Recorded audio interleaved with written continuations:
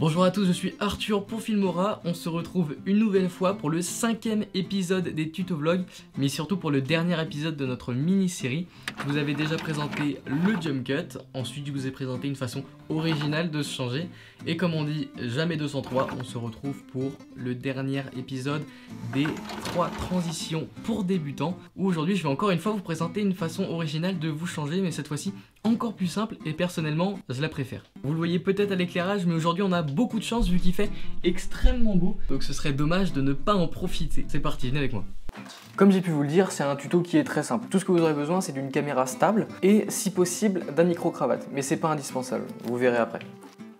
Voilà, là on est beaucoup mieux, il fait beau, j'ai une caméra stable, j'ai un micro-cravate. Vous allez me dire pourquoi un micro-cravate? L'avantage du micro-cravate, c'est que même si je m'éloigne de la caméra comme ça, eh bien vous me voyez plus, mais vous m'entendez encore. Et ça c'est marrant, ouais. Je suis comme ça, je suis du tac au tac, là, voilà, vous l'avez pas vu venir. Voilà pourquoi garder un micro-cravate sur soi est plutôt pratique, vu que vous pouvez faire la transition tout en continuant votre phrase. Comme vous avez pu le remarquer, cette transition et la transition que je vous ai présentée dans mon précédent tutoriel se ressemblent beaucoup. Elle est peut-être même plus simple, vu que vous n'avez pas à mémoriser une position de départ. Lorsque la transition va être effectuée, vous ne serez même plus dans le champ de la vidéo. Ainsi, les seules choses importantes sont la stabilité de la caméra et la stabilité du décor. La stabilité de la caméra, c'est assez simple, il suffit juste que votre caméra soit posée sur un trépied ou sur n'importe quel autre socle, mais la stabilité de la vidéo, c'est un peu plus compliqué si vous tournez à la lumière du jour, vu que vous dépendez des mouvements du soleil et des nuages. Mais vous inquiétez pas, ce genre de détails, ça peut se régler au montage. Donc filmez-vous, sortez du champ de la caméra, prenez le temps de vous changer à l'aide d'une tenue de rechange que vous aurez préalablement cachée, évidemment. Re-rentrez dans le champ de la caméra par le même endroit où vous en êtes sorti, et vous pouvez continuer votre vidéo.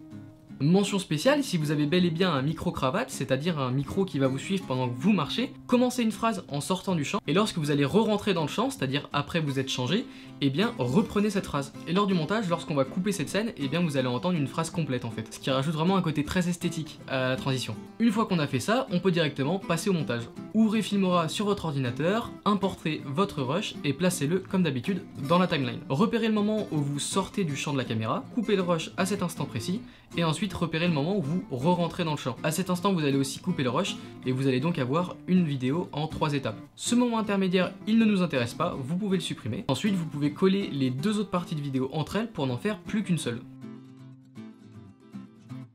Maintenant, si vous remarquez un saut d'image, je sais pas, le soleil s'est couché entre temps peut-être, double-cliquez sur votre vidéo et allez dans l'onglet couleurs. Dans cet onglet, vous pouvez retrouver un bon nombre de réglages, mais les 4 qui vont nous intéresser sont le contraste, la température, la luminosité et la saturation. Chacun de ces réglages joue son rôle, mais les 4 combinés, vous pouvez obtenir un résultat très satisfaisant. Une fois ce détail corrigé, votre transition est complète. Merci de m'avoir suivi dans ce dernier tutoriel sur cette mini-série. N'hésitez pas à me dire en commentaire ce que vous en avez pensé.